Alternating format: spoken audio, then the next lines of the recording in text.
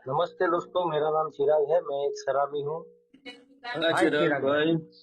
नमस्ते नमस्ते सभी दोस्तों को मेरा प्यार भरा नमस्कार। ईश्वर की असीम कृपा है, अल्कोहलिक्स एनोनिमस का सुंदर कार्यक्रम है और आप सभी दोस्तों का साथ है। और मेरी प्रामाणिक इच्छा कि आज का दिन मैं शराब के पहले घातक गुट से खुशी खुशी दूर हूँ दोस्तों, और बहुत अच्छा लगता है। आज का दिन शराब नहीं पिया, ये मेरे लिए सबसे बड़ी बात है। क्योंकि मेरा एक समय था जब मैं पीता था तो बगैर शराब के मेरा एक दिन तो छोड़ो, एक घंटा भी रहना मुश्किल था। बहुत ही छोटी सी उम्र में मेरे हाथ में शराब आ गई थी। सबसे पहले तो मैं माफी चाहता हूँ कि मैं थोड़ा लेट ज्वाइंट हुआ था। और मैं पायनियर ग्रुप नागपुर का बहुत आभारी हूँ कि मुझे मेरे अनुभव साझा करने के लिए आज आमंत्रित किया है। दोस्तों, आज जो मैं शेयरिंग करने जा रहा हूँ, ये जो मेरी जो लाइफ थी, शराब मेरे हाथ में आई, बाद में बढ़ी, और फिर मेरी जो बर्बादी हुई वो एक पार्ट मेरा ये में आया। फिर मैं क्या अनुभव हुआ, कैसे शराब रुकी, मेरी लाइफ कैसे चल रही थी, मैं वो मेरे सब अनुभव मैं जितना हो सके उतना मेरे को जो जो भी याद आए मैं वो बोलने की कोशिश करूंगा। हो सकता है कि मीटिंग में कोई नए भाई हो तो उनको एक तो मैं होप देना चाहता हूँ, और एक आशा। मेरे एक्सपीरियंस के जरिए उनको मैं एक आशा और ताकत देना चाहता हूँ। और मेरे को यकीन है कि किसी न किसी को कुछ न कुछ मिलेगा। ये मेरी ईश्वर की इच्छा थी कि मैं आज यहाँ शेयरिंग करूँ। मुझे बुलाए इसके लिए पायनियर ग्रुप नागपुर को मैं वापस आभारी हूँ। दोस्तों, बहुत छोटी उम्र में मेरे हाथ में शराब आ गई थी। 14-15 साल में मैंने आधा गिलास बियर पिया था। लेकिन वो पिया था तब मुझे उसका टेस्ट अच्छा नहीं लगा। लेकिन उसके बाद का जो अनुभव मेरे दिमाग में आया, जो खुशी मुझे मिली, जो ये जो मेरे अंदर एक घुटन थी दुनिया को लेके, मेरे आसपास के लोगों को लेके, परिवार को लेके, मैं स्कूल में पढ़ता था वहाँ के टीचर को लेके, मेरे जो कुछ दोस्त लोग थे, मेरे भाई था बड़ा, तो उनके प्रति जो मेरे को एक नाराजगी थी, तो मैं वो सब में से आजाद हो गया। एक अजीब ही खुशी और एक आनंद मिला मुझे। और मेरे दिमाग में एक चीज स्टोर हो गई कि ये मैंने जो चीज आज तक दुनिया में खाई पी है, इसमें सबसे बढ़िया ये है। और इसको थोड़ा पी लो तो बहुत अच्छा लगता है, इसको हम पी सकते हैं। तो ये चीज दिमाग में स्टोर हो गई कि भाई इसको पिया जा सकता है और ये पीने से मजा भी आता है। सारी तकलीफें, दर्द, टेंशन, प्रॉब्लम जो कुछ भी समझो, मतलब कि मेरी को जो परेशान करने वाली सब चीज है वो निकल जाती है पीने से, और मैं एक अलग ही खुशी का एहसास करता हूँ। दोस्तों, ये बात दिमाग में स्टोर हुई। लेकिन मैं जो फैमिली में से आता हूँ, उधर शराब चलती नहीं है। मतलब कि हमारे जो बड़े लोग हैं वो कभी कभार पी लेते हैं। लेकिन जो दूसरी जगह पे मैं देखता हूँ, दूसरी कम्युनिटी में तो बच्चे 10, 12, 15 साल के होते हो तो पिताजी चाचा के साथ जो बियर फियर पीना चालू करते हैं, वो हमारे में नहीं है। तो एक पाबंदी थी। मतलब मैं जो परिवार में से आता हूँ उसमें पाबंदी ही समझ लो, शराब नहीं चलती थी, नॉनवेज नहीं चलता था। तो मेरे अंदर ये डर भी था कि साला ये तो शराब है, अगर मैं पीऊंगा घर पे जाऊंगा तो मगजमारी हो जाएगा। और मैं फिर चोरी छुप के जब मुझे मौका मिलता था तो 1 महीना 2 महीना, कभी कभार 3 महीना भी हो जाता, तो मैं तभी पीता था। तो 14 साल से लेके 20 साल तक मेरा यही चलता रहा कि जब मौका मिले तब पियो, फिर अच्छे बच्चे बन के घर पे आ जाओ। तो जब भी वो पीता था तो मैं 2 दिन तक बाहर रहता था घर से, कोई ना कोई बहाना कर देता था और घर से बाहर रहता था। मैं फिजिकली और मेंटली अल्कोहल से टोटल कंप्लीट रिकवर हो जाऊं, मतलब कि मेरी बॉडी पे या मेरे बोलने में कहीं भी शराब की कोई अंश ना दिखे, वैसा हो जाऊं, तभी मैं मेरे घर पे आता था। दोस्तों, ये सिलसिला चलता रहा। फिर मेरी कॉलेज भी चालू थी उसी दौरान। तो कॉलेज में मैं क्या करता था कि महीने में एक बार पीने का ऐसा तय कर दिया था। तो कॉलेज खत्म होते होते फिर वो महीने में एक बार रेगुलर हो गया। दोस्तों, मैं कॉलेज में जॉब करता था और कॉलेज में जाता था तो पार्ट टाइम जॉब भी करता था, तो मेरे पास पैसे भी आते थे महीने में एक बार। तो वो पैसे का उपयोग मैं सिर्फ और सिर्फ प्रायोरिटी शराब पीने के लिए करता था। दोस्तों, ये चलता रहा। मैं टीवाई बीकॉम का एग्जाम दिया और मेरे को एक जगह पे काम मिल गया, तो मैं वो क्लर्क का नौकरी ज्वाइन कर लिया। साथ में मेरी एक इच्छा थी कि मैं आगे पढूं, तो मैं एक्सटर्नल स्टूडेंट में ट्राई किया। मुझे मौका मिल गया। जो प्रोफेसर मेरी कॉलेज में लॉ पढ़ाने के लिए आते थे, मर्केंटाइल लॉ एक विषय रहता था, तो वो पढ़ाने के लिए जाते थे। उनके साथ ही मैंने पार्ट मतलब कि एक्सटर्नल स्टूडेंट में एलएलबी चालू किया। एक्स्ट्रा वो जो इंटरनल एग्जाम थी वो भी सब उन्होंने दिलवाई, मेरे को पूरा सपोर्ट था उनका। तो मैं एक्सटर्नल स्टूडेंट में पढ़ता भी था, जॉब भी चालू थी, और मेरी शराब जो महीने में एक बार थी वो भी चालू थी। कुछ तकलीफ नहीं थी मेरी लाइफ। लेकिन फिर मैं, जो मेरी फर्स्ट जॉब थी क्लर्क की, वो मैं छोड़ दिया, मुझे उसमें मजा नहीं है। काफी घूमना फिरना रहता था और सैलरी कुछ इतनी, मतलब कि उसमें कुछ ज्यादा मिलता नहीं था मेरे को पसंद नहीं आया वो जॉब, तो मैंने छोड़ दिया। मैं, मेरे घर से वापी 8-10 किलोमीटर है, तो मैं उधर जॉब स्टार्ट किया। और वापी जब जॉब चालू किया तो मेरी कंपनी के आजू बाजू एक गांव का इलाका है, उधर बहुत घर घर में मतलब शराब मिले वैसा बोले तो चलेगा। तो मेरी शराब उधर बढ़ गई। मैं हफ्ते में, पहले जो महीने में एक बार पीता था वो 15 दिन में एक बार हुआ, 15 दिन में से हफ्ते में एक बार हुआ, और फिर हफ्ते में 2 बार हुआ। तो हफ्ते में जब 2 बार हुआ तब मेरे को भी ऐसा लगा कि ये शराब बढ़ रही है यार, पहले मैं ऐसा नहीं पीता था। लेकिन शराब पी के मेरी लाइफ पूरी तरह से मैनेज चल रही थी, मैं पैसे भी कमा रहा था, घर पे भी दे रहा था, मेरे को काम की जगह पे भी कोई तकलीफ नहीं थी इसको लेके, पैसे बच भी रहे थे मेरे पास, और किसी के साथ कोई रिलेशन भी खराब नहीं। मतलब मैं और शराब दोनों एकदम परफेक्ट चल रही थी मेरी लाइफ। और शराब पीने का जो असली मजा था वो मैं हफ्ते में 2 बार लेता था। लेकिन दोस्तों, मेरा नसीब के क्या हुआ पता नहीं, वो शराब फिर बढ़ने लगी, तो हफ्ते में 3 दिन हो गया। और मैं ये सोचता था कि मैं जो शराब पी के जाता हूँ वो मेरे घर पे पता नहीं है, लेकिन शायद तभी भी मेरी माँ को पता था, लेकिन वो कुछ बोली नहीं। फिर शराब ये हफ्ते में 3 दिन पीना, और घर पे जाना, खाना खाने का, और बाहर झूले पे बैठ जाने का, और रात को सो जाने का, एकदम सिस्टमेटिक लाइफ चल रही थी, कोई तकलीफ नहीं थी। ना तो पैसों को लेके कोई तकलीफ, ना तो काम के कोई तकलीफ, ना तो घर में कोई लड़ाई झगड़ा, सब कुछ सही चल रहा था। फिर दोस्तों, मैं दिन में 1-2 बार शराब पिया, वापी की ही कंपनी में, मैं जिधर काम करता था उधर। और वो कंपनी का जो सेठ था वो मेरा दोस्त था, हम साथ में पढ़े थे 11वीं 12वीं तक। तो वो मेरी काफी गलतियां बर्दाश्त किया, मैं उसके जो और स्टाफ थे मेरे सीनियर, उनको भी पी के गाली दे दिया था। और हालांकि ओवर टाइम में रुकता था तो रात को तो मैं डेली ही पीता था उधर, जिस दिन ओटी में रुका उस दिन पी ही लेता था। तो उधर झगड़े भी चालू थे, लेकिन मैं सेठ का दोस्त है ये सोच के मेरे को जाने देते थे, कोई ज्यादा बातचीत नहीं करते थे। लेकिन एक बार बहुत बड़ी बवाल कर दी उधर भी, 2-3 लोगों के साथ मारामारी हो गई मेरी, मैंने 2 लोगों को मारा भी। तो उन्होंने शेख को फोन किया, बुलाया मुझे, मेरे घर पे छोड़ के चला गया। और जब मैं वापस गया 2 दिन बाद, तो मेरे को उसने हाथ जोड़ा, बोले मैं तेरा दोस्त हूँ, वो बात अलग है चिराग, लेकिन अब तू तेरा देख ले, मैं तेरी को यहाँ नहीं रख सकता, तू अपना काम ढूंढ ले कहीं और, मुझे मेरी कंपनी चला रही है। तो उसने मुझे निकाल दिया नौकरी से। दोस्तों, मैं कुछ महीने घर पे बैठा, फिर मेरी नौकरी की ट्राई चालू ही थी। और उस दौरान वो बाकी के जो मेरा पढ़ाई जो चालू थी वो 2 साल बीत चुके थे इस दौरान। और वो 2 साल के बाद मैं सेकंड क्लास से एलएलबी पास किया था। लेकिन तीसरे साल मेरी शराब इतनी बढ़ गई कि मेरे में चॉइस आई कि शराब पीने का है या आगे पढ़ाई करने का है, क्योंकि दो चीज में साथ में नहीं कर सकता था, ऐसा यकीन मुझे हो गया। तो मैंने लाइफ में फर्स्ट टाइम जब शराब और कोई और चीज की पसंद की बारी आई, तो मैंने शराब को पसंद किया। एजुकेशन को मारो गोली, मेरे खानदान का पहला ग्रेजुएट हूँ मैं, इतना पढ़ लिया, नौकरी अच्छी चल रही है, मेरे को कोई जरूरत नहीं आगे पढ़ने की। और दोस्तों, मैंने वो 2 साल का सेकंड क्लास का मार्कशीट फाड़ के जला दिया, बोला कि वकील बनेगा तो आगे झूठ बोलना पड़ेगा, और मैं झूठ नहीं बोल सकता, ये मेरा बहाना था। तो ये सब चलता रहा। मेरे साथ ऐसा क्यों हुआ मुझे समझ नहीं आ रहा था। लेकिन मेरे को तो ऐसा लगता था कि शराब के साथ मेरी लाइफ मैनेज है, कोई तकलीफ नहीं है। दोस्तों, जब वापी वाला मेरा दोस्त ने मुझे निकाल दिया नौकरी से, तब मैं 1-2 महीना घर पे बैठा, और उस दौरान मैंने डिसीजन भी ले लिया कि अभी पढ़ाई नहीं करनी है आगे, अभी जो कुछ भी काम धंधा मिले वो करने का, पैसा कमाने का, दारू पीने का। तो पैसा घर पे भी देने का तब तक दिमाग में ख्याल था, पैसा कमाने का, घर पे देने का, और दारू पीने का, मतलब ये चीज चल रही थी तो।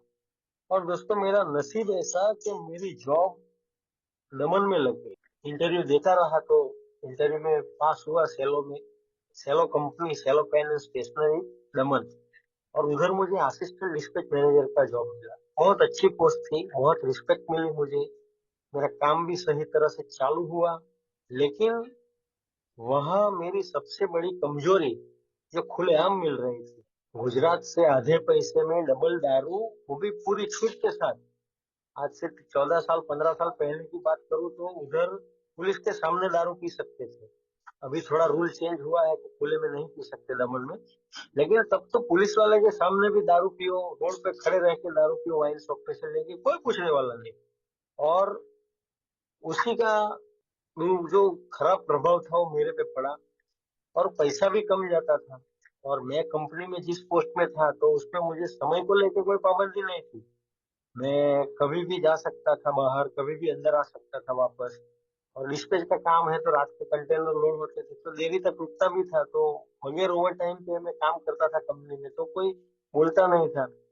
तो काम में भी कोई गड़बड़ी नहीं होती थी। मैं मेरे तरीके से कंपनी से मेन गेट से सिर्फ 5 मिनट का वॉकिंग डिस्टेंस, और उधर वाइन शॉप और बार चालू हो गई। मेरे को तो उधर खुली छूट मिल गई पीने के लिए, ना तो कोई टोकने रोकने टोकने वाला मिला मेरे को उधर, ना कोई देखने वाला, मतलब किसी तरह का कोई डर नहीं। तो शराब बढ़ गई उधर फिर क्या हुआ कि मेरी जो शराब बढ़ी तो मैं दिन में कभी कभार 11 बजे टी ब्रेक हुआ तो 15 मिनट के टी ब्रेक पे भी एक क्वार्टर पी के आ जाता था।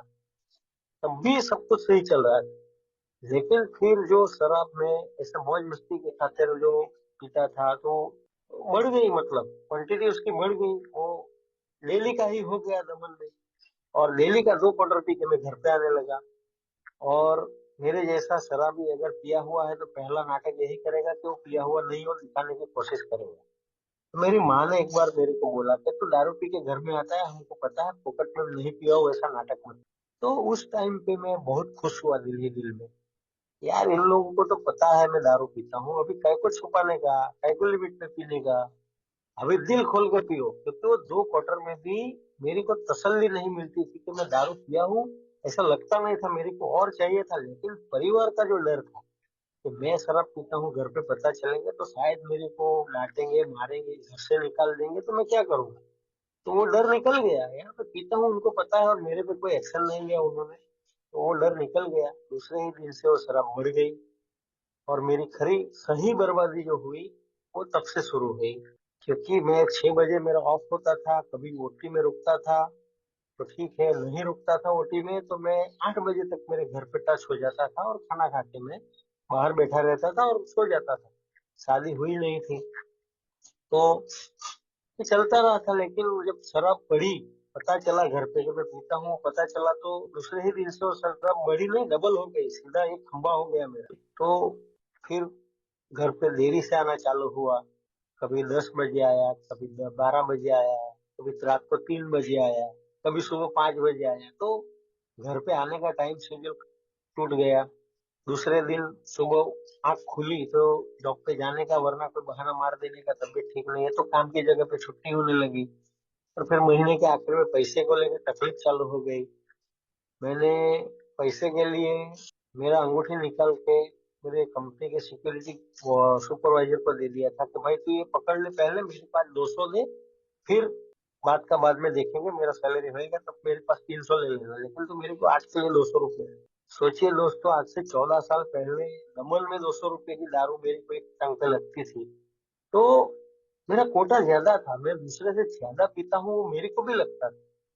क्योंकि मैं जहाँ पीने के लिए बैठता था उधर एक बंदा आता था, वो अपना एक क्वार्टर पीता था, चिकन खाता था, सिगरेट पीता था, बार में वेटरों के साथ हंसी मजाक करता था और चला जाता था। लेकिन फिर भी मेरा दारू का ही ऑर्डर चालू रहता, हालांकि मैं उससे फास्ट पीता था, फिर भी मैं मेरा दारू का ही ऑर्डर चालू रहता था। तो क्यों ऐसा होता था, शराब में क्यों नहीं लिमिट में पी सकता था। तभी मेरे दिमाग में जो शराब की मजा थी और मेरा जो अहंकार, उसने मुझे जवाब दिया कि यार तेरी कैपेसिटी ज्यादा है, इसके लिए तू ज्यादा पीता है।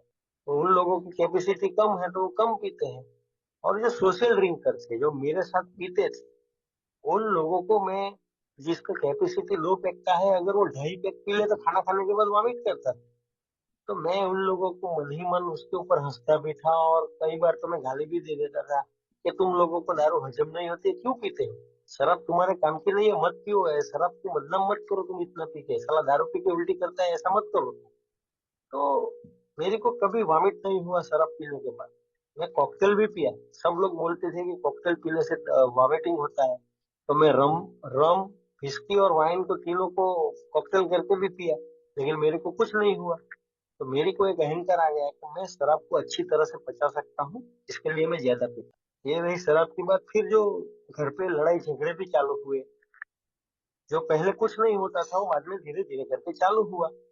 लड़ाई झगड़ा चालू हुआ, घर पे दारू शराब पी के मैं आता था, मेरी माँ मुझे बोलती थी, क्यों दारू पी के आया।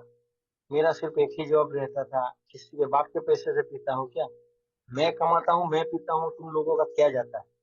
मेरे को बहुत घमंड था मेरी कमाई का, कि मैं कमा रहा हूँ मैं पी रहा हूँ।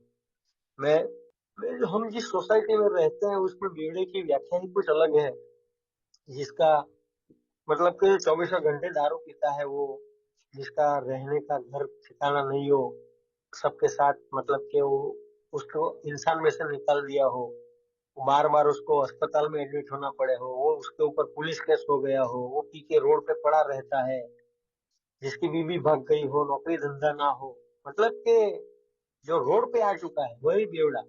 ये डेफिनेशन हमारी सोसाइटी की है।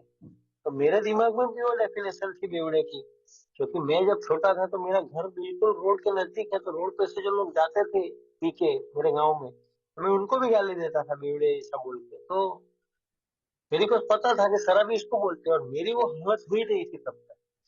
तो मैं ये समझता था कि मैं बेवड़ा नहीं हूँ, मैं पी सकता हूँ यार, मैं किसी के पास पैसा मांग के थोड़ी पीता हूँ, मैं कमा रहा हूँ मैं पीता हूँ, घर में भी तो पैसे देता हूँ। और मैं दोस्तों नहीं माना, घर में फिर लड़ाई झगड़े भी चालू हो गए। मेरी माँ के साथ हमेशा से मेरी लड़ाई होती थी, पी के जाऊं तो घर पे रात को कितने भी बजे जाऊं लड़ाई होती थी मेरी। मैं खाने की थाली फेंक देता था, मैं घर में चीजों को तोड़ फोड़ करता था। मेरी माँ मुझे ज्यादा कुछ समझाने आया तो मैं मेरी माँ को भी मारता था। शराब पी के मैंने कई बार मेरी माँ के ऊपर हाथ उठाया है। तो ये क्यों हुआ मेरे साथ, तो मेरे को समझ में नहीं आ रहा था। मेरे को ऐसा ही लग रहा था कि मैं जो जीवन जी रहा हूँ वो सही है यार, मेरे पीने से उन लोगों को क्या इतनी दिक्कत है, क्यों मचमच करते हैं, क्यों मगजमारी करते हैं, उनका जाता क्या है। उनका एक सवाल था कि तू पीता क्यों है, और मेरा एक उनके ऊपर क्वेश्चन था, उसको मैं जवाब नहीं देता था क्यों पीता हूँ। मेरा एक सवाल रहता था, तुम लोगों का जाता क्या वो मेरे को दिखाओ। तो वो लोग मुझे समझाते थे कि भाई तू इतना अच्छा लड़का है, पढ़ा लिखा है, अपने अपने परिवार के लिए तू कुछ कर सके वैसा है, तो तू ये लड़ा दारू में अपनी जिंदगी क्यों बर्बाद कर रहा है, क्यों तू पीता है, मत पी, शराब तेरे लायक नहीं है, तू शराब के लिए नहीं बना है, तू कुछ और करने के लिए बना है, तू शराब पीने के लिए नहीं बना है। लेकिन मैं नहीं समझा यार, मेरे को यही लगता था कि मैं जो जी रहा हूँ वही बराबर है, सही है, और कुछ समझ में नहीं आ रहा।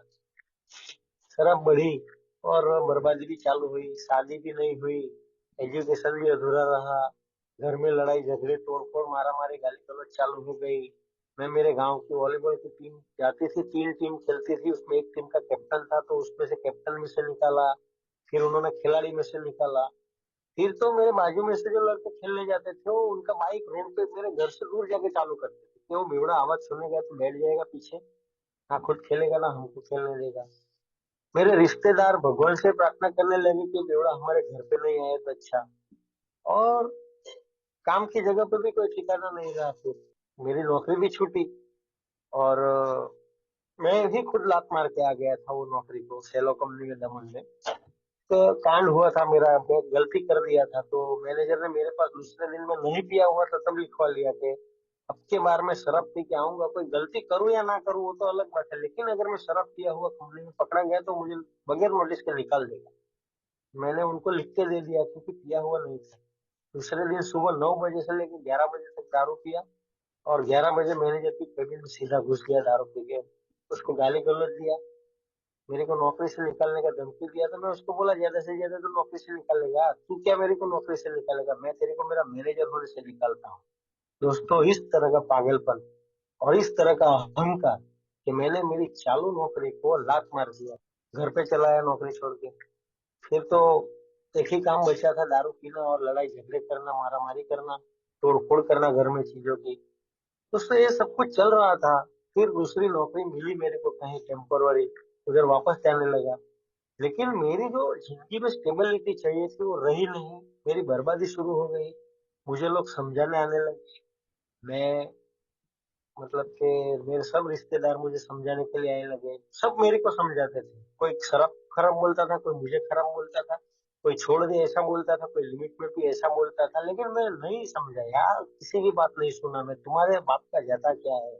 जो शराब पीता था मेरे साथ पीने वाले लोग भी मेरे को समझाने आने लगे। तब मैं उनको बोलता था, साले तुम कौन सा गंगा जल नारियल पानी पीते हो, तुम भी तो दारू ही पीते हो ना, लेकिन तुम थोड़ा लिमिट में पीते हो और पैसे वाले हो। तो छुपे रुस्तम रह गए और मैं लुक्खा हूँ, बेवड़ा बन गया, बेवड़ा बन के मार्केट में आ गया, ज्यादा पीता हूँ इसके लिए। तो वो ज्यादा पीने की जो बात थी, वो लोग एक पैक, दो पैक, तीन पैक पीते थे, मैं एक क्वार्टर, दो क्वार्टर, तीन क्वार्टर पीता था, क्योंकि मुझे संतुष्टि नहीं थी। मैं पूरा खंबा खाली कर दूं फिर भी मुझे संतुष्टि नहीं। तो ये सब होता रहा। सब लोगों ने फिर छोड़ दिया मुझे अपने हल पे। और साथ में हुई मेरा वैचारिक अधःपतन, ये जो हमारी बीमारी का तीसरा हिस्सा, जो मुझे ये में आने के बाद पता चला। तो मेंटली ऑब्सेशन, फिजिकल एलर्जी का तो शिकार मैं हो ही गया था, क्योंकि मैं कई बार लिमिट में पीने की कोशिश करता था और जाता भी था। और कि आज मैं पहले के माफिक दो क्वार्टर पीऊंगा। दो क्वार्टर में इसलिए बोल रहा हूँ क्योंकि दो क्वार्टर को मैं मेरी लिमिट समझता था और उतना पी के मैं घर पे जाता था और अच्छी तरह से मेरी लाइफ चलती थी। हालांकि ये में ऐसे भी लोग आते हैं जो दो क्वार्टर में ब्लैकआउट हो जाते थे। तो मैं दो क्वार्टर पी के आ जाता, तो मैं तय करता था कि आज पहले के माफिक में दो क्वार्टर ही पीऊंगा और घर पे चला जाऊंगा, और दो क्वार्टर का ही ऑर्डर देता था। लेकिन जैसे ही पहला घूंट मेरे अंदर जाता था, शराब के प्रति जो नहीं बुझने वाली प्यास मेरी शुरू होती थी, वो फिर मेरे ब्लैकआउट में खत्म होती थी और मैं आधा भान में आधा बेभान अवस्था में घर पे आता था। तो कुछ समझ में नहीं आ रहा था कि ऐसा क्यों हो रहा है। और मैं भी शराब छोड़ने के लिए भी प्रयत्न कर चुका था, लेकिन छूट नहीं रही थी। और लिमिट में पीने के लिए भी बहुत कोशिश की, ब्रांड बदल के देखी, टाइम बदल के देखा, अड्डे बदल के देखे। अड्डे तो छोड़ो, मैंने तो जो वेटर के हाथ से दारू लेता था उसका वेटर भी चेंज करके देखा, साला ये पनौती है, इसके साथ दारू, इसके हाथ से दारू पीता हूँ तो ऐसा होता है, ऐसी सब दिमाग में बातें आती थी। तो मैंने वो भी किया, लेकिन मेरे को कहीं कामयाबी नहीं मिली।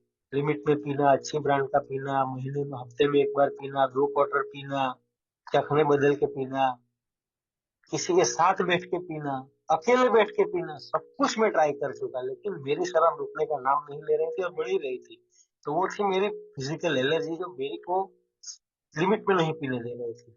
और आध्यात्मिक अधःपतन, जो विचारों में जो परिवर्तन मेरे में आ गया था, तो इस कदर का परिवर्तन कि मैं एक ब्राह्मण फैमिली में से हूँ। तो हमको भगवान के प्रति जो संस्कार मिलते हैं, रोज सुबह उठ के उनकी पूजा भक्ति करना, प्रार्थना करना, दिया जलाना, तो वो मैं करता था।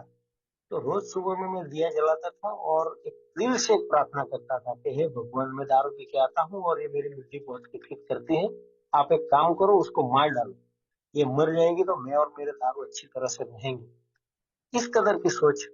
हालांकि उस टाइम पे मेरे को ना तो हैंगओवर था और ना ही शराब पीने का कोई ऑब्सेशन, लेकिन शराब के प्रति जो प्यार था, मद्यासक्त मन, मेरा जो मन जो शराब के प्रति आश्रित हो चुका था, वो मन मेरा मेरे से प्रार्थना करवाता था। क्योंकि मैं मेरी लाइफ में मेरे और शराब के बीच में किसी को नहीं पसंद करता था। मैंने मेरे ऊपर हालांकि कोई लड़की की शादी के लिए ऑफर आई ही नहीं, और आती तो भी मैं मना कर देता, क्योंकि मेरे को ऐसा लगता था कि शादी करूंगा तो साला बीवी आएगी मेरी शराब बंद करवा देगी। मैंने मेरा बाइक मेरे भाई को दे दिया, क्योंकि मेरे को डर था कि मैं बाइक पे चला के कहीं किसी को ठोक दूंगा, मैं मर जाऊंगा तो कोई दिक्कत ही नहीं है, लेकिन सामने वाला मर गया और मेरी को जेल हो गई तो जेल में शराब नहीं मिलेगी। ऐसा प्यार शराब के प्रति, तो मैंने वो भी कर दिया। तो मैं मां मर जाऊं ऐसी प्रार्थना करने लगा। मेरे जो दोस्त लोग थे, जो मेरे साथ पढ़ने में थे, मेरे साथ खेलने कूदने में थे, मेरे गांव के जो दोस्त लोग थे, तो उनकी जो तरक्की हुई, मतलब कि उनकी करियर अच्छी तरह से सेट हो गया, उनकी शादी हो गई, उनके यहाँ उनका पक्का मकान बन गया, उनके पास फोर व्हीलर आ गई, उनके यहाँ बच्चे हो गए। तो वो सब देख के मेरी को इतनी जलन होती थी, और वो जलन के साथ साथ मुझे भगवान पे भी खुन्नस आती थी कि तू सबको दे रहा है, मेरे को ही नहीं दे रहा है, मेरी ही बर्बादी कर रहा है। तो जो भगवान के प्रति जो कॉन्सेप्ट था, वो थोड़ा बहुत बचा था कि यार मेरे को भी देगा कभी, सुधारेगा भगवान मेरे को भी कभी। लेकिन जो शराब के प्रति जो प्यार था, उसके सामने वो सब कुछ मेरे को फालतू लगता था। और लोगों के प्रति जो जो ईर्ष्या थी, जो बढ़ रही थी, साथ में मेरे अंदर डर भी आने लगे कि यार ये क्या हो रहा है मेरी लाइफ में, क्या होगा मेरी लाइफ का। तो एक अनिश्चित भरी जिंदगी जी रहा था मैं। शराब के लिए जो मुझे समझाने आते थे, वो सबसे बड़े दुश्मन थे मेरे। तो वो खुन्नस वाला लिस्ट भी लंबा होता गया, क्योंकि जितने लोग मुझे समझाने के लिए आए उतना सबसे मेरे दुश्मन बनने लगे। जो लोग चाहते थे कि मैं शराब बंद करके अच्छी तरह से जिंदगी जीऊं, यानी कि वो मेरे सच्चे शुभ चिंतक थे, मेरे को प्यार से समझाने वाले, मेरे को डांट के समझाने वाले, मेरे को गाली देके, मेरे को बुरा बोल के, शराब को बुरा बोल के, मतलब जो कुछ भी वो करते थे वो मेरे अच्छे के लिए करते थे। लेकिन वो मुझे शराब के सामने वो मुझे दिखाई नहीं देता था। तो ये मेरी आध्यात्मिक बीमारी थी कि मैं मेरी मेरी बर्बादी को नहीं देख पा रहा। पूरी दुनिया को दिख रहा था कि मैं दारू पी के कुत्ते जैसी मौत की ओर दौड़ रहा हूँ, लेकिन वो मेरे को नहीं दिख रहा था। और मैं वही मेरी लाइफ को एकदम सामान्य मान रहा था, मैं अपने आप को बिल्कुल सही मान रहा था। मैं ये सोचता था कि पूरी दुनिया गलत है, ये घर वाले गलत है, काम पे जो रखा था वो सेठ लोग सब गलत है, मेरे दोस्त लोग गलत है, मेरे रिश्तेदार सब गलत है। ये लोग अगर सुधर जाएंगे तो मेरे को शराब नहीं पीनी पड़ेगी, और जैसे ही मेरी शराब में बंद हो गई, मेरे बाकी के सब प्रॉब्लम चुटकी बजा के सॉल्व हो जाएंगे। ऐसा मेरा घमंड था। मेरी सब बर्बादी हो चुकी थी, कुछ बचा नहीं था मेरे पास। और जो एक ऐसी साइकिल बन गई थी कि लिमिट में पीने की कोशिश करना, फिर जाना, शराब पीना और लिमिट के बाहर शराब पीना, फिर घर पे आके मारा मारी करना, तोड़फोड़ करना, गाली गलौज करना, आजू बाजू वाले के साथ भी बहुत बदतमीजी से बात करना। दूसरे दिन सुबह जब शराब उतर जाए तो डर लगना, किसी के साथ क्या बोल दिया रात को पता नहीं चला, बवाल हुआ था, गाली गलौज किया था, लेकिन किसके साथ क्या किया तो पता नहीं चलता, तो डर लगता था किसको क्या बोल दिया था। पछतावा भी होता था, यार मैं शराब पी के गलत कर रहा हूँ, यार कहाँ मैं बीकॉम एलएलबी करने वाला था और मैं कहाँ ये शराब में फंस गया। मैंने मेरी जिंदगी की वाट लगा दी। मैं मेरे खानदान का एक अच्छा बेटा था, माँ बाप का भी अच्छा बेटा था, सभी रिश्तेदार भी मुझे बहुत प्यार करते थे। नैनीहाल में मैं सबसे छोटा बच्चा हूँ, भांजा, तो मेरे को सब प्यार करते थे। तो मैं सबकी सबको मैं खुन्नस पे देखता था और कोई मुझे प्यार नहीं करता था। तो ये हालत क्यों हो गई मेरी, तो ये सब भी रोना धोना तो चलता था। और मैं शराब नहीं पीने का डिसीजन भी ले लेता था कि अभी शराब नहीं पीना है। और मैं भगवान से प्रार्थना भी करता था कि भगवान मुझे शराब बंद कर दे। मैं ये बोलता था कि भगवान तू मेरी शराब बंद कर दे। लेकिन शराब बंद करने के लिए क्या करना मेरे को पता नहीं था। और जो हमारी बीमारी डॉक्टर ओपिनियन में बताई है, रेस्टलेस इरिटेबल और डिस्कंटेंट, मेरे जैसा बेवड़ा दारू, मेरे जैसा शराबी जब तक शराब नहीं पीता है तब तक वो जीवन के साथ तालमेल बैठा के नहीं जी सकता है, जीवन की वास्तविकता को स्वीकार नहीं कर सकता है। और मेरी मानसिक परिस्थिति बिगड़ी हुई रहती है, मैं जीवन को जीवन की शर्तों पे नहीं जी सकता हूँ, मैं मेरे हिसाब से जीने के लिए जाता हूँ। और जहां मेरी मर्जी के खिलाफ कुछ होता है, मैं रेस्टलेस इरिटेबल डिस्कंटेंट हो जाता हूँ। और मेरे दिमाग में से सिर्फ एक ही बात आती है कि थोड़ी पी ले तो ठीक लगेगा। उसका जवाब भी है बिग बुक में, डॉक्टर ओपिनियन में, कि पुरुष और स्त्री शराब इसलिए पीते हैं क्योंकि उसमें से जो प्रभाव उत्पन्न होता है उनको पसंद है। कुछ समय बीतने के बाद शराब पीना हानिकारक है जानते हुए भी वो शराब को बंद नहीं कर पाते। मेरे साथ बिल्कुल ऐसा हो रहा था, लेकिन तब तो हमको कुछ नॉलेज नहीं था, बिग बुक का कुछ पता ही नहीं बीमारी के बारे में, तो कुछ समझ में नहीं आया। और दोस्तों सभी बर्बादी चालू हो गई। मेरे में डर भी आ गया, पछतावा आ गया, शर्म आ गई, किसी के साथ नजर नहीं मिला सकता, मैं खुद की नजरों में गिर गया यार। मैं क्या बनना चाहता था और क्या बन के रह गया। आज मेरी बात को कोई सुनने की तो समझने की बात छोड़ो, कोई सुनता भी नहीं था। सब लोग यही बोलते थे, जब नहीं पिया हो किसी के साथ बात करने जाऊं तो सब लोग यही बोलते थे, भाई हम हाथ जोड़ते थे, बोलते थे भाई तू जा इधर से, अभी शराब नहीं पिया हुआ है तो अच्छी अच्छी बात करता है, पी के आएगा हमको ही गाली दे। और जब मैं पिया हुआ रहता था तो मैं किसी की नहीं सुनता था। तो ये खतरनाक रूप से चल रहा था, मानसिक रूप से इतनी गिरावट आ गई और मैं इतना डिप्रेशन में चला गया, एक सेल्फ पिटी आत्मदया में चला गया। मेरा कोई नहीं है, मुझे कोई प्यार नहीं करता है, मेरी बात कोई सुनता नहीं है, मैं जीव या मरूं मेरे माँ बाप को भी फर्क नहीं पड़ता है। मैंने खुद जाके मेरी जिंदगी की वाट लगा दी, मैं क्या बनना चाहता था क्या बन गया। मतलब एक तरह का गिल्ट, फियर, और जो दूसरों के प्रति जो खुन्नस थी, और जो ईर्ष्या थी, लोगों के प्रति जो जलन थी, किसी का अच्छा होते मैं देख नहीं सकता था, तो वो सब चीजों को लेके मैं हमेशा से डिस्टर्ब रहता था। तो उसके लिए फिर मुझे शराब लगती थी, मैं पीता गया यार। मैं दारू पी के स्मशान में सोया रहता था, जिधर जिन मुरे मुरे हुए को जला देते हैं, उस स्मशान में जाकर मैं सोया रहता था दारू पी के। लेकिन उधर भी मुझे नींद नहीं आती थी। जो लोगों के प्रति मुझे खुन्नस थी, जो लोगों के प्रति मुझे जेलसी थी, जिन्होंने मेरा बुरा किया ऐसा लगता था, वो लोग मेरे दिमाग में नाचते रहते थे खुन्नस के कारण। और जिनके बारे में सोच के मैं जाग के दारू पीता था स्मशान में बैठ के, वो लोग साले अपने घर में एसी और पंखा चालू करके सोते थे चैन से। और मेरे घर पे मेरी माँ, मैं जब तक घर पे नहीं जाऊँ सोती नहीं थी, बाहर बैठी रहती थी, झूले पे बैठती थी, बाहर कुर्सी पे बैठती थी।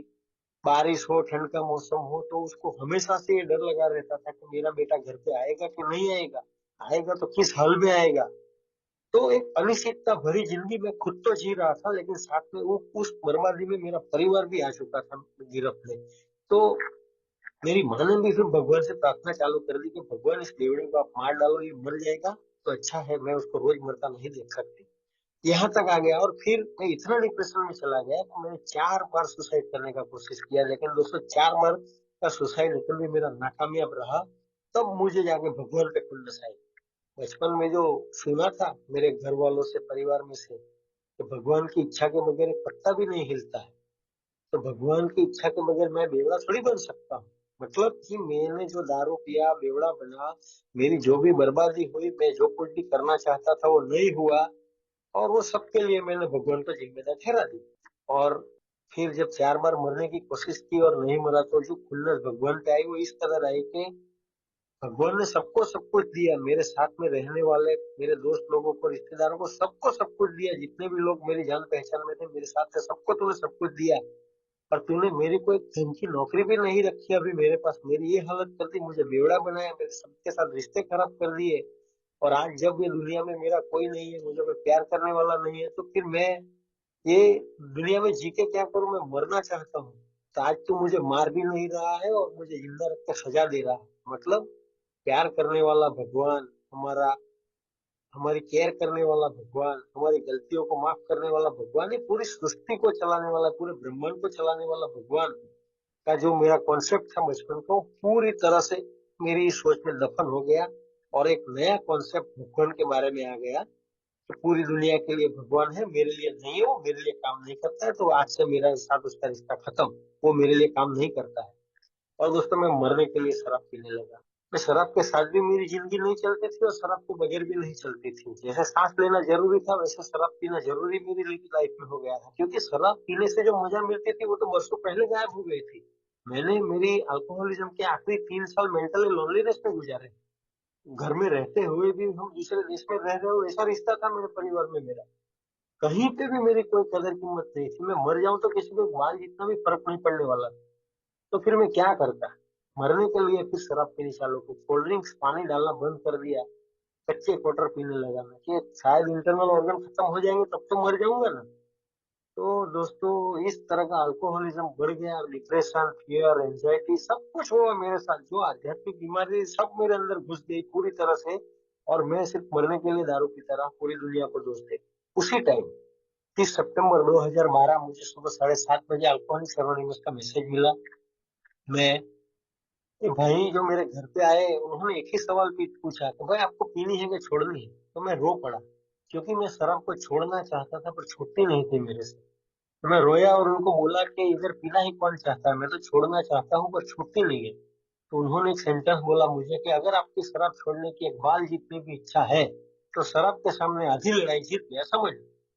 दोस्तों ये सेंटेंस से मुझे उनके ऊपर एक आशा जगी, क्योंकि जब तो तकरीबन 300 लोग मेरे को समझाने आए थे मेरे अल्कोहलिज्म में, किसी ने ऐसी बात नहीं बोली। किसी ने मेरे को खराब बोला, किसी ने शराब को खराब बोला, किसी ने लिमिट में पीने के लिए बोला, किसी ने घर पे लाके पीने के लिए बोला, किसी ने अच्छी ब्रांड का पीने के लिए बोला, लेकिन साला ऐसी बात किसी ने नहीं बोली। ये भाई जो मेरे घर पे आए, जो मैसेज देने के लिए, उन्होंने मुझे ना तो मुझे खराब बोला, ना शराब को खराब बोला, ना तो कितनी पीता है, कौन सी पीता है वो भी नहीं पूछा, शराब खराब है ये भी नहीं बोला, तू खराब है ये भी नहीं बोला, शराब छोड़ दे ऐसा भी नहीं बोला। मेरे ऊपर उसने चॉइस रखी कि आपको पीनी है कि छोड़नी है, मेरे को वो बहुत अच्छा लगा। और जब उन्होंने बोला कि आपकी बाल जितनी भी इच्छा है शराब छोड़ने की, तो आप शराब के सामने आधी लड़ाई जीत गया समझ लो, तो मेरे को आशा जगी, लेकिन मेरे को खुद के ऊपर विश्वास नहीं था, क्योंकि शराब छोड़ने के मेरे भी कई प्रयास थे जो असफल रह चुके थे। तो उनके ऊपर आशा थी, लेकिन मेरे खुद के ऊपर मुझे विश्वास नहीं। तो उन्होंने मुझे फिर बताया, अपना अल्कोहलिज्म बताया, अनुभव बताए, जैसे आज मैं बोल रहा हूँ पिछले 20-25 मिनट से, तो उन्होंने भी अपने अनुभव बताए मुझे अल्कोहलिज्म के, ए के बारे में बताया, अपनी रिकवरी के बारे में बताया। मतलब कि उन्होंने उनका 22 साल का अल्कोहलिज्म और 11 साल की रिकवरी, मतलब 33 साल का जो बीमारी और रिकवरी का निचोड़ था, वो मुझे आधे घंटे में बताया। मेरे को उनकी बात सुनते सुनते पूरा दिमाग में घुस गया कि अगर मेरी शराब रुकती है तो इन लोगों के साथ जाऊं तो रुकेगी। शराब के मामले में आज से ये लोग जो बोले वो करने का, ये मैंने घर में बैठे बैठे ठान लिया कि आज से शराब के मामले में ये भाई जो बोले वो मेरे को करने का है। दोस्तों, उन्होंने मुझे बात खत्म हुई, फिर मुझे मेरा नई जॉब का पहला दिन था और अल्कोहलिक्स एनोनिमस का मैसेज मिला, वो मेरा पहला दिन था।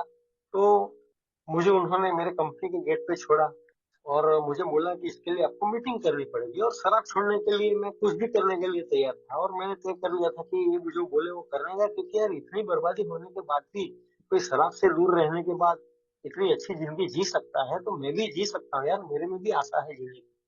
तो एक जो मेरी खुद की जीने की आशा जो छूट गई थी, वो उधर से वापस जागृत हुई। और उन्होंने मुझे 2 अक्टूबर को वापी नवजीवन ग्रुप में पहला मीटिंग करवाया 2012। दोस्तों, 30 सितंबर 2012 मेरे को एक का मैसेज मिला, ईश्वर की बहुत बड़ी कृपा थी मेरे पे, वो दिन है और आज का दिन है। तो 13वां साल चल रहा है, मुझे शराब पीने का ऑब्सेशन नहीं आया। ये बहुत ही बड़ी कृपा थी मेरे पे ईश्वर की, तो मुझे दारू शराब पीने का ऑब्सेशन नहीं आया। तो 2 अक्टूबर को मैंने मीटिंग किया। मीटिंग में मुझे दूसरे भाई लोगों के भी अनुभव सुनने को मिले। मीटिंग में मुझे कहा गया तो खराब नहीं हो, एक शराबी पागल इंसान नहीं है, खराब इंसान नहीं है, वो बीमार है। और दूसरी तरफ मेरे को बोला कि ये बीमारी है, मानसिक आकर्षण, शारीरिक एलर्जी, आध्यात्मिक अधःपतन, मुझे समझ में आता गया। और बोला कि इसकी कोई दवाई नहीं है मेडिकल साइंस के पास। और फिर शेयरिंग में मेंबर लोग अपनी सोवरेटी भी बोलते थे, खत्म होते थे शेयरिंग तो, कि कोई भाई बाद मेरा इनिशियल स्पॉन्सर 11 साल सोबर, एक भाई 22 साल सोबर, कोई भाई 8 साल सोबर, कोई भाई 6 साल, कोई 2 साल, कोई 6 महीना। तो एक तरफ बोलते हैं कि ये बीमारी है, दूसरी तरफ बोलते हैं कि मेडिकल साइंस पे इसकी दवाई नहीं है, तो ये लोग इतने साल से शराब से दूर कैसे? तो अल्कोहलिक्स एनोनिमस की मीटिंग में पहली बार मुझे शराब से दूर रहने का पहला गुरु मंत्र मिला। मैं आज उसको गुरु मंत्र ही बोलता हूँ। सिर्फ आज का दिन मत पी रे, one day at A time, आज का दिन मत पी, कल की कल देखेंगे। मुझे वो चीज बहुत अच्छी लगी। मैं जब भी शराब पीने की छोड़ने पीता था और शराब छोड़ने की सोचता था, ख्याल भी आता था, तो मेरे दिमाग में दूसरा ख्याल तुरंत उसकी जगह ले लेता था कि तू पूरी जिंदगी कैसे जिएगा शराब के बगैर, ये दुनिया बहुत खराब है, तुझे बगैर शराब के नहीं झेल पाएगा तू उसको, यही बात आ जाती थी। और मैं वापस शराब के पास चला जाता था। लेकिन ये भाई लोगों ने मुझे बोला सिर्फ आज का दिन मत पी रे, नहीं पिएगा तो मरेगा नहीं, ये गारंटी देते हैं हम लोग। तो यार, उनके पास अनुभव था, शराब पीने का अनुभव था, शराब से दूर रहने का अनुभव था, और मैंने उनकी बात मान ली। मतलब कि शराब के मामले में मैंने मेरा सरेंडर कर दिया कि भाई मैंने मान लिया कि मुझे मानसिक आकर्षण है, शारीरिक एलर्जी है, मेरी मेरी बर्बादी हो चुकी है।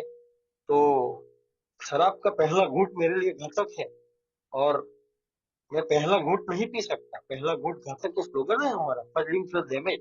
तो वो बताया तो मैं मान लिया, कोई किंतु परंतु नहीं किया शराब के मामले में मैंने।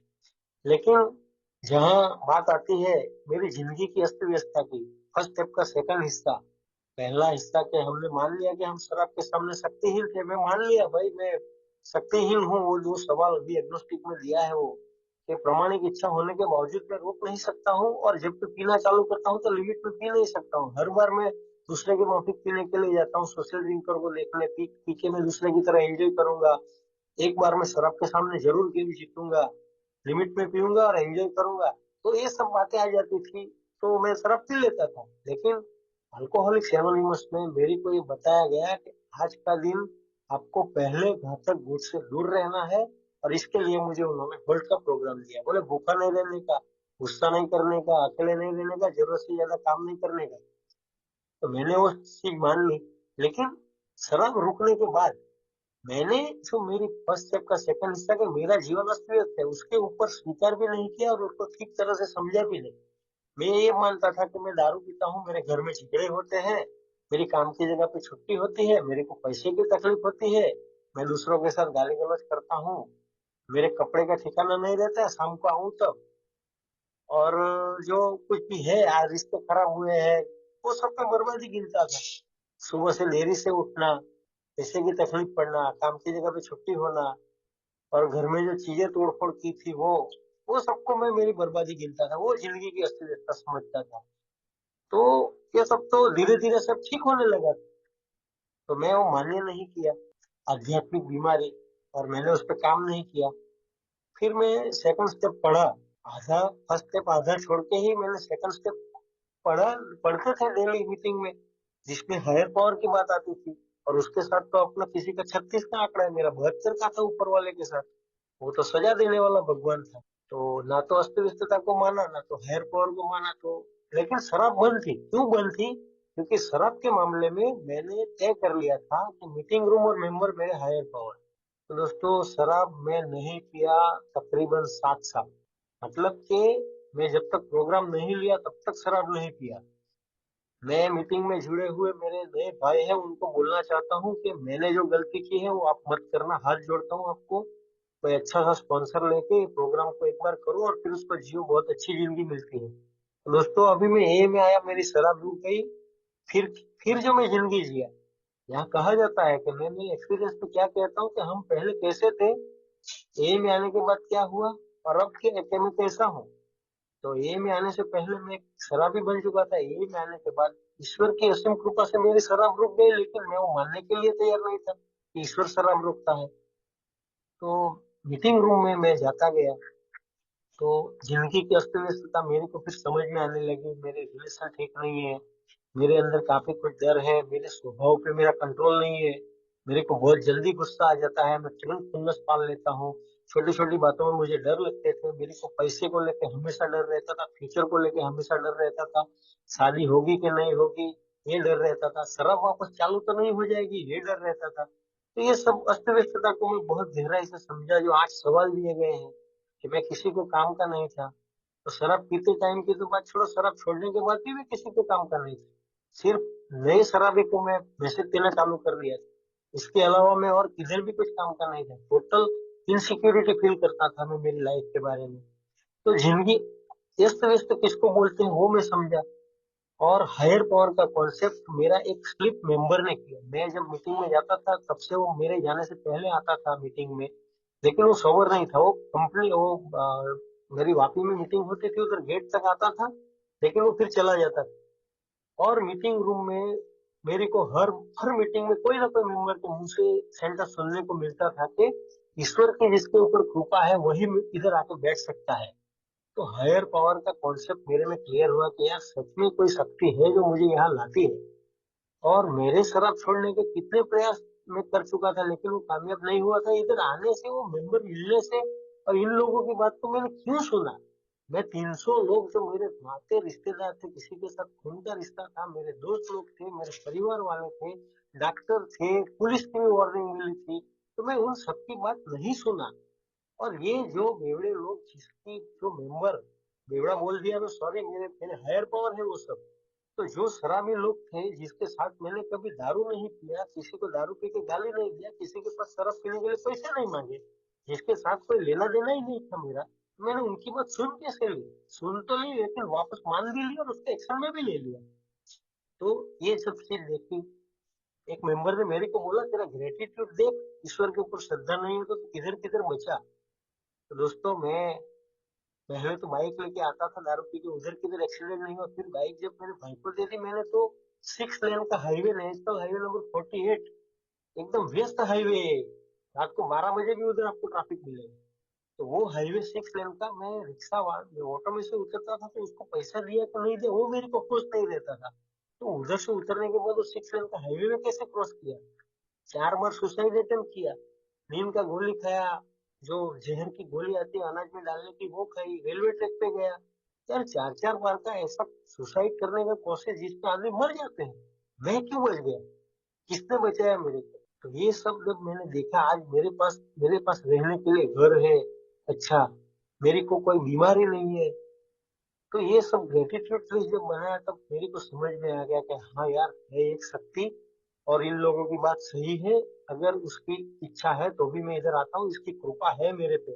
और मान लिया मैंने। तो मेरा सेकंड स्टेप क्लियर हुआ। सेकंड स्टेप में अल्कोहलिज्म के कीड़े के जो पागलपन रहते हैं वो भी ठीक तरह से समझा। हालांकि शराब को लेकर मुझे कोई प्रॉब्लम नहीं थी, मुझे शराब को मैं जीव कैसे वो मेरी प्रॉब्लम बन गई थी। क्योंकि दिमाग में जो था दूसरों के प्रति खुन्नस, जो उसके प्रति जलन, मेरे अंदर जो डर था, वो सब चीज मुझे झीले नहीं देती थी। मैं अस्त व्यस्त हो जाता था, बार बार गुस्सा करता था, गाली देता था।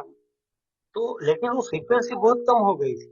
शराब पी के जो झगड़े मेरे घर में रोज होते थे, वो झगड़े 15 दिन में, महीना में एक बार हो जाते थे। तो ऐसा तो मंदिर के पुजारी के घर में भी होता है यार। मेरे घर में कौन सा नया हुआ उसमें।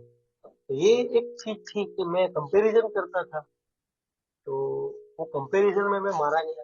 हालांकि यहाँ पे एक स्लोगन है ये में तो, कि दूसरों के साथ शराबियत एक बीमारी है, दूसरों के साथ अपनी तुलना मत करो, खुद को पहचानो। तो मैं खुद को पहचानने की जगह दूसरे के साथ अपनी तुलना करता रहा आध्यात्मिक बीमारी में। और मेरी बर्बादी शराब में जितनी नहीं हुई, उससे ज्यादा बर्बादी शराब छोड़ के 5 साल में हुई, 7 साल में हुई। ये प्रोग्राम नहीं किया तब तक हुई मेरी बर्बादी। मैं शराब नहीं, शराब पी के जो गाली गलौज करता था, उससे भी खराब गाली गलौज मेरे मेरी माँ के साथ किया। फिर मीटिंग रूम में जाता था, शेयर करता था, और मैंने झगड़ा कर दिया, माँ को गाली दे दिया, तो उधर से सजेशन मिलते थे। तू अपनी इच्छा छोड़ दे चिराग, क्यों मगजमारी करता है, तेरे हिसाब से दुनिया नहीं चलने वाली है, अपनी मनमर्जी छोड़, जाके माफी मांग। तो सजेशन मिलते थे, तो मैं उसके ऊपर फिर थोड़ा अनुभव मिलते थे उनके। और मैं किसी को नहीं सुनता था, लेकिन मीटिंग रूम में जो मेरे मेंबर, मेरे सीनियर, मुझे उस बात का मैं एक्शन लेता था। घर पे आके मैं माफी मांगता था माँ के पास, और मेरी माँ बेचारी मुझे माफी कर देती। तो ये चलता रहा दोस्तों। सोब्राइटी के शुरुआत के दूसरे ही साल में मेरे पिताजी का कैंसर का ऑपरेशन आया। वो कैंसर के ऑपरेशन में भी मैंने मेरी मनमर्जी चलाई।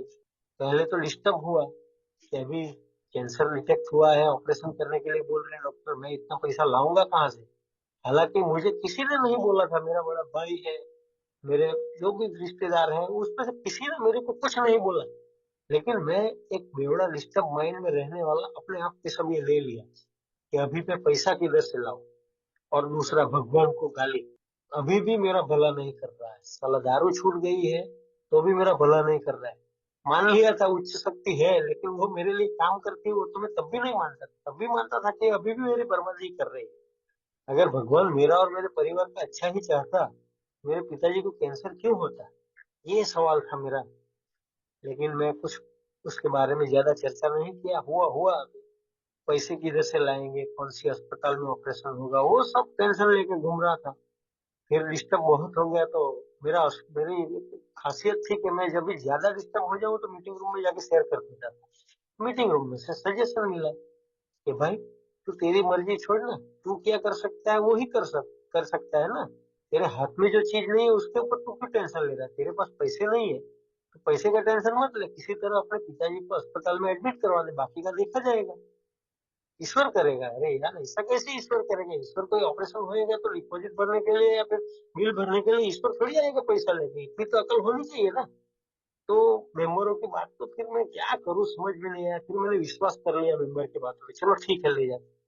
तो एक अच्छा रेफरेंस मिला हमको, जिस अस्पताल में मेरे पिताजी को ले गए, नवसारी में है वो एक अस्पताल कैंसर का, बहुत अच्छे बढ़िया डॉक्टर है कैंसर का, उधर ले गए। तो उधर बगैर डिपॉजिट के मेरे पिताजी को एडमिट भी कर लिया, आईसीयू में भी 2 दिन रखा, और तीसरे दिन मेरे पिताजी का ऑपरेशन भी हुआ। ऑपरेशन हो गया, लेकिन डॉक्टर ने डिपॉजिट का पैसा नहीं मांगा। ऑपरेशन के पैसे की तो बात छोड़ो। तो जो चीज को लेकर मैं डिस्टर्ब हो रहा था, पैसे कहाँ से आएंगे, क्या करेंगे, क्या नहीं, क्या होगा क्या नहीं, वो डिस्टर्बेंस चल रहा था। तो वो डिस्टर्बेंस तो मेरा भगवान ने सॉल्व कर दिया था, बगैर डिपॉजिट के ऑपरेशन हो चुका था। बिल का टेंशन था, लेकिन जो मेन टेंशन का डिपॉजिट किधर से लाऊंगा, तो वो तो उधर ही खत्म हो गया।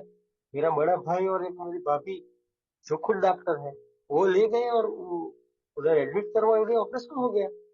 और वो 3 दिन 4 दिन जो हुए, 2 दिन आईसीयू में था, और ऑपरेशन होने के बाद भी 2 दिन आईसीयू में, तो बाहरी दुनिया से मेरा संपर्क टूट चुका था। और अस्पताल का माहौल ऐसा है कि मैं आज भी उधर जाना पसंद नहीं करता हूँ, क्योंकि अस्पताल में जाते ही मुझे कुछ नेगेटिव एनर्जी फील होती है उधर, और मैं उधर टिक नहीं सकता हूँ ज्यादा। आज भी वो हाल है मेरा इस मामले में। तो 4 दिन ना खाने पीने का ठिकाना, ना सोने का ठिकाना, और अस्पताल का वो माहौल, सब जगह से दर्द, पीड़ा और दवाई की बास आती थी, वो सब मैं बर्दाश्त नहीं कर पाया। और मैं हो गया रेस्टलेस, उधर इरिटेबल और डिस्ट्रैक्टेड, कहीं भी चैन नहीं मिल रहा था, गाली गलौज कर रहा था, डॉक्टर और नर्स के साथ भी गलत तरीके से बात कर रहा था। तो मेरी माँ ने मेरे इनिशियल स्पॉन्सर जो थे उनको फोन किया, भाई चिराग इधर डिस्टर्ब हो रहा है, आप उसके साथ थोड़ा बात करो। तो इनिशियल स्पॉन्सर मेरे जानते थे कि ये बेवड़ा साला बात से नहीं समझेगा, उसको मीटिंग का जरूरत है।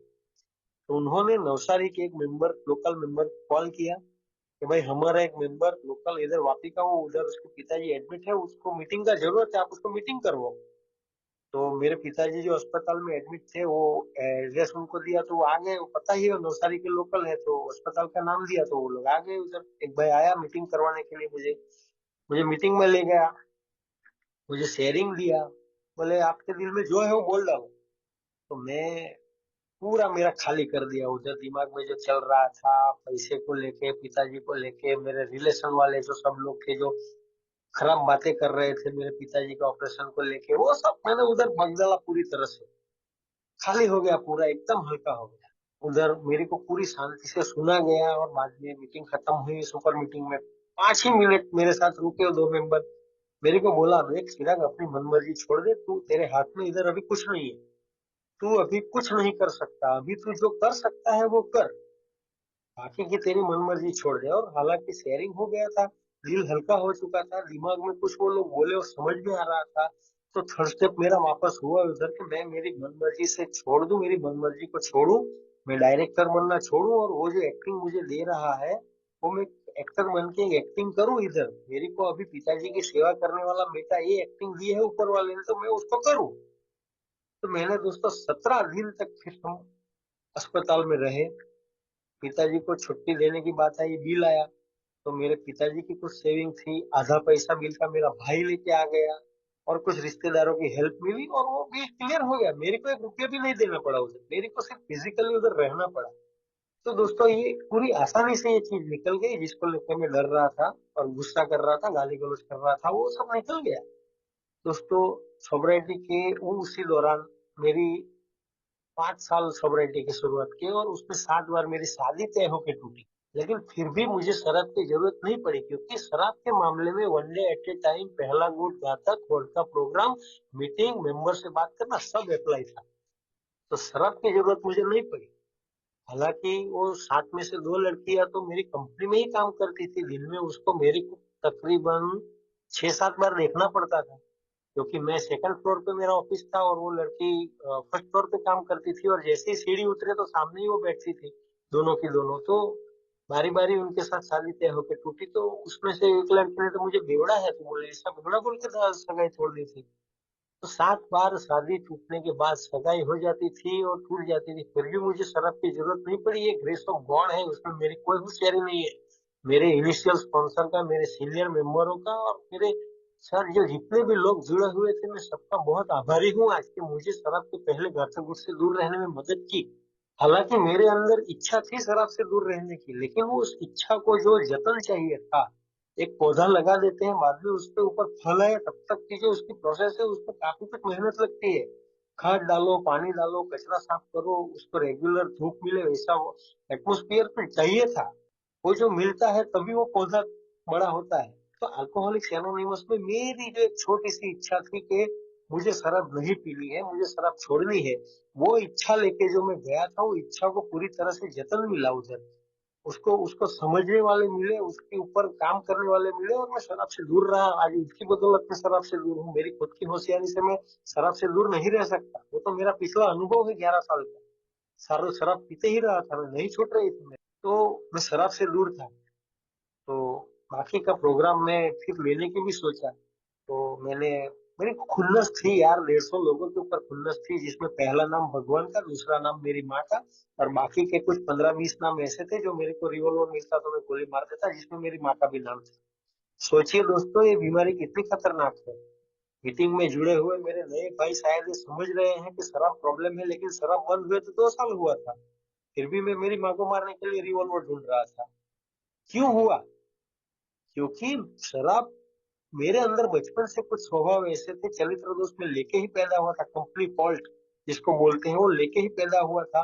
फिर मेरी जिंदगी में शराब आई, और वो जो मेरे कैरेक्टर डिफेक्ट थे उसमें बढ़ोतरी हुई, और मेरा जो साइकिक चेंज हो गया। मतलब कि मैं जिस तरह से जीना चाहता था उससे बिल्कुल विपरीत दिशा में जीने लगा।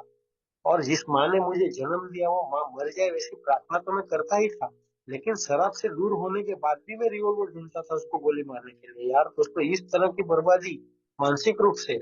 तो मेरे को भी समझ में आ गया था कि कुछ तो इधर गड़बड़ है, उसको चेंज करने की जरूरत है।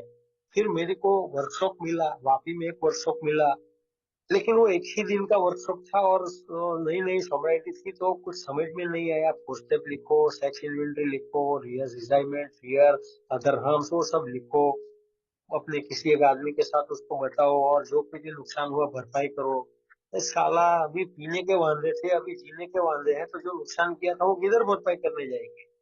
और ज्यादातर नुकसान मेरा इन लोगों को इमोशनली था। तो वो तो मैं मीटिंग रूम में सुन के सबके पास माफी मांग चुका था एक एक बार। शराब छोड़ने के 2-3 साल के अंदर ही मैंने वो पोस्टअप में जिसका नाम आता था वो लिखने से पहले माफी मांग चुका था।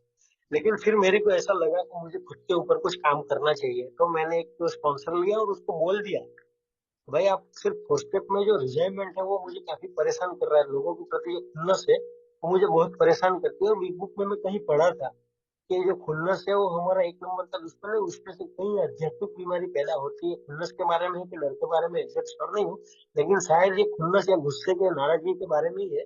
और उसमें से कई तरह की आध्यात्मिक बीमारी पैदा होती है, और मेरे साथ ही ऐसा होता था। खुन्नस के कारण मैं जिसके ऊपर खुन्नस हो उसकी तरक्की नहीं देख पाता था, मेरी को जलन होती थी उसकी तरक्की देख के।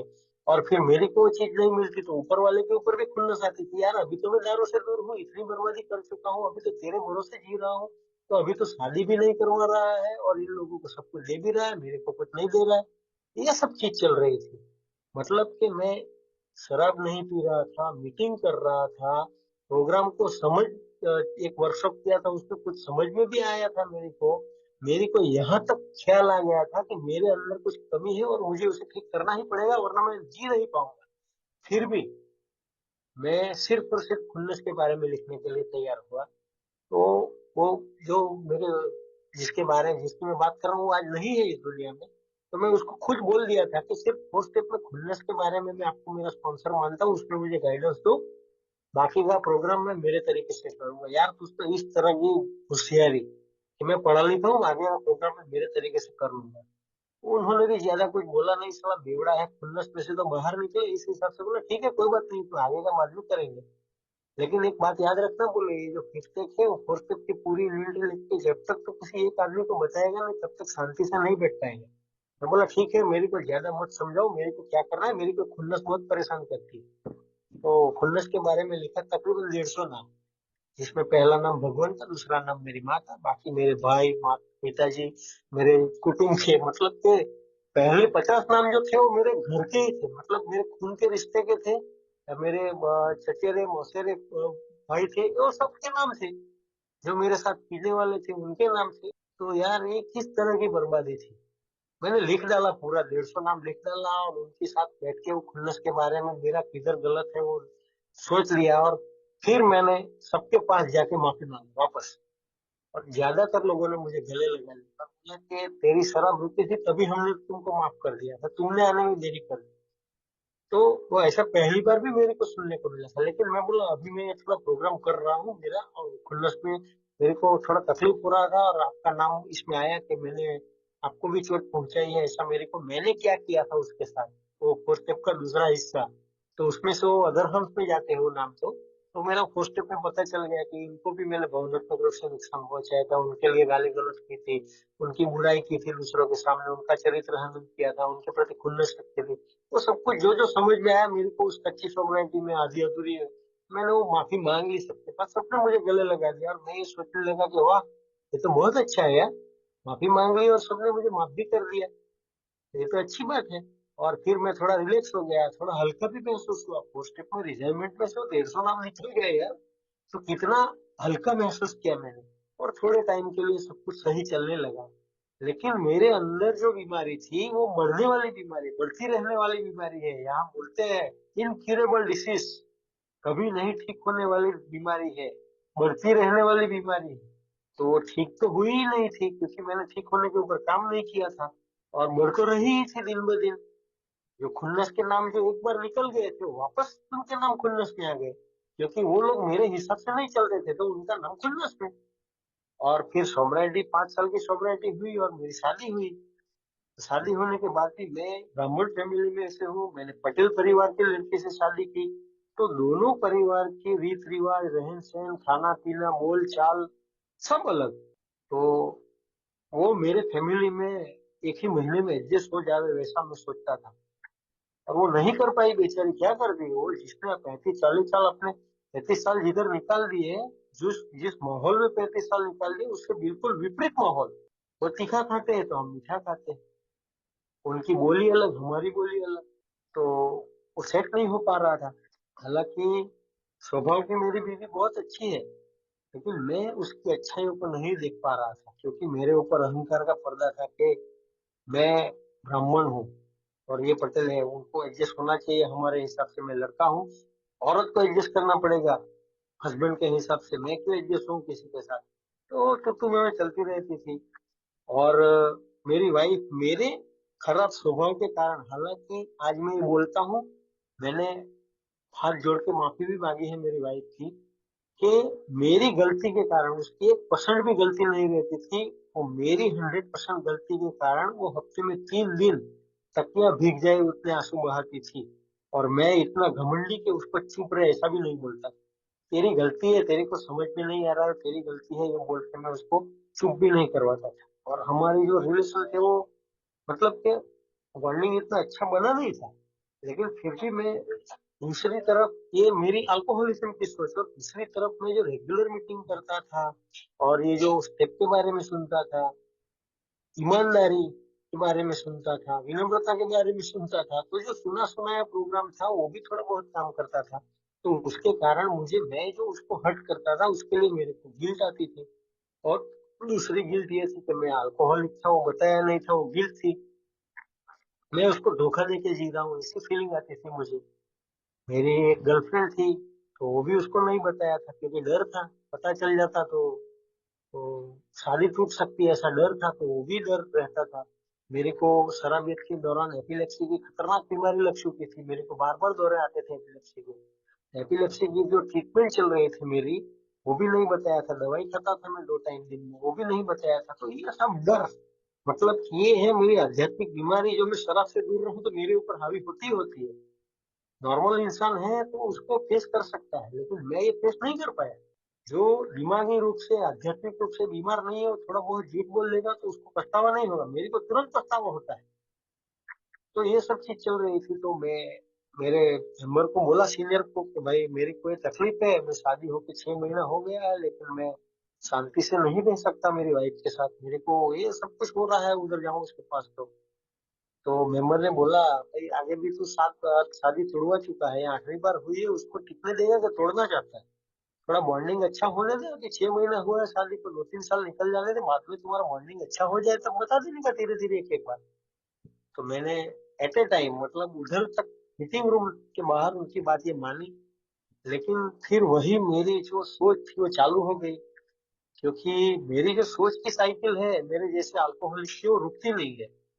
वो एक चीज पे अगर जिनको पिन चिपक जाती है, पिन चोटी जाए ऐसा बोलते हैं गुजराती में, पिन चोटी जाए हमारी, तो जो जो एक बात पे जो दिमाग अटक जाता है उसी के ऊपर से फिर दिमाग थॉट क्रिएट करना चालू कर देता है। वही थॉट चलने लगी, तो फिर मैं सूरत गया। एक मेंबर और उनकी वाइफ भी एक स्ट्रॉन्ग एलेवन मेंबर है, दोनों साथ में ही बैठे थे, मैंने मेरा पूरा वाक्य शेयर किया, भाई ऐसा ऐसा होता है। वो मेंबर ने मेरी को एक अलग ही सजेशन दिया। उनकी वाइफ बोली कि आपको गिल्टी फील हो रही है और आपकी वाइफ के साथ आप ईमानदारी भरी जिंदगी जीना चाहते हो, बहुत अच्छी बात है, आप प्रोग्राम पे हो, आप झूठ बोलते हो और आपको तकलीफ हो रही है दिल में, आप प्रोग्राम पे हो, लेकिन आप कहने से डर रहे हो। तो मेरे जो सीनियर मेंबर थे बोले, उसका मतलब क्या, आप थर्ड स्टेप पे स्लिप हो। उन्होंने मुझे वापस थर्ड स्टेप करवाया। बोले तुम जो सोच रहे हो कि तेरी सच्चाई तेरी पत्नी को पता चलेगी तो छोड़ देगी, तो वो तो तेरे हाथ में है ही नहीं ना। बोले कोई और आके बता देगा तो भी छोड़ देगी, उसमें क्या है। तो तुमको अगर ईश्वर पे पूरी श्रद्धा है तो तुम्हारी जिंदगी का जो कुछ भी है, जो तुम बताना चाहते हो, उसको बता दो। डरने की कोई बात नहीं है। और अगर तुम डरते हो तो इसका मतलब कि अभी भी तुम अपनी मन मर्जी चला रहे हो, तुमको अभी भी ईश्वर पे श्रद्धा नहीं है। दोस्तों, इनकी बात मेरे दिमाग में अच्छी तरह से उतर गई। और मैं आज भी बोलता हूँ कि मैं, मेरे जो सीनियर है उनको आज भी मैं एक हायर पावर समझता हूँ। मेरा मेरा फर्स्ट हायर पावर वही है जो मुझे मार्गदर्शन करते आए हैं और आज भी करते हैं। आज 13 साल की सोमराइटी हुई तो मैं किसी का भगवान नहीं बना हूँ, मैं कोई अच्छा इंसान नहीं बन गया हूँ। वो भी थोड़ा शेयर करूंगा आखिर के 10 मिनट में, कि बेवड़ा रेस्टलेस इरिटेबल डिस्टेंशन अभी सोमराइटी में भी होता है, लेकिन ये प्रोग्राम की बदौलत बच जाता है। तो वो जो मेंबर की बात सुनी और उनकी वाइफ की भी बात सुनी, तो मेरे को ऐसा लगा कि मेरे को ये बोलना चाहिए, लेकिन वो बात की शुरुआत किधर से करे। तो वापी में मेरे एक जूनियर का बर्थडे था, 2 साल कंप्लीट किए थे उन्होंने। तो मैं बोला मैं एक बर्थडे प्रोग्राम में जा रहा हूँ, मैं आके 8 बजे से 8:30 बजे तक आ जाऊँ। और उसको मैंने मेरे हाईवे पे ही छोड़ दिया। तो वो बोले कि ऐसा कौन सा बर्थडे है जिसमें, बोले घर की लेडीज लोग को नहीं ले जाते हैं। तब मेरे को ऐसा लगा कि आज मौका है कि इसको सच बता दो। तभी मैं तय कर लिया कि आज इसको पूरी बात बताऊंगा। मैं बोला मैं घर जाता हूँ, बाद में बताऊँ। तो मैं घर पे आया। मैं शायद उस दिन खाना भी नहीं खाया। मैं मेरी वाइफ को बोला कि चलो मैं बताता हूँ क्या है क्या नहीं। तो मैंने मेरा पूरा लेखा जोखा, मेरी गिलास में जो आधा गिलास बियर आई थी वो, वहां से लेके शराब बढ़ी, घर में बर्बादी हुई, और फिर मैं किस तरह मानसिक परिस्थिति हुई, मेरी सुसाइड करने का भी कोशिश किया, मेरी जिंदगी किस तरह चल रही थी, मैं मरने के लिए शराब पी रहा था, फिर मुझे एक का मैसेज मिला, मैं सोबर हुआ, और ये सब बातें मैंने उसको बता दी। और दोस्तों आप सच नहीं मानोगे, उस दिन मैंने इतना हल्कापन महसूस किया, इतना हल्कापन महसूस किया। हमारे ये में फिफ्थ स्टेप है किसी और एक इंसान के सामने अपना लेखा जोखा बताना। तो मैंने स्टोरी के रूप में मेरी पूरी जिंदगी, मेरी सब काली करतूतें, मेरी बीमारी, मेरी गर्लफ्रेंड, मतलब मैंने एक भी चीज नहीं छुपाई और सब कुछ उसको बता दिया। और मैंने सिर्फ उसको पूछा कि अगर तुमको ऐसा लगता है कि मैंने तुमको धोखा दिया है, तो अभी भी हमारी शादी कुछ लंबी नहीं हुई, अभी कुछ बिगड़ा नहीं, तुम चाहो तो अलग हो सकते। तो उसने मुझे बोला कि ये जो आप बोल रहे हो, मैं 6 घंटे तक ये खींचा था, रात को 9 बजे से लेकर 3 बजे तक 6 घंटे। बोले पिछले 6 घंटे से जो बोल रहे हो वो तो आपका पास्ट है, और मेरे को उसके साथ कोई लेना देना नहीं है। आप आज जैसे हो वैसे मैं आपके साथ पूरी जिंदगी बिताने के लिए तैयार हूँ।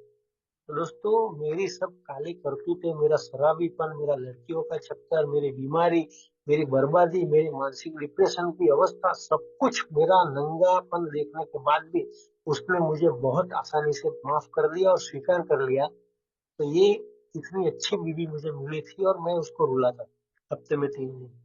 तो यार थोड़ा बहुत कुछ समझ में आया मेरे को कि ये जरूरी है ये सब चीज। तो मैं मेरी वाइफ के साथ पूरा ईमानदार रहूंगा, वो तब से तय कर लिया।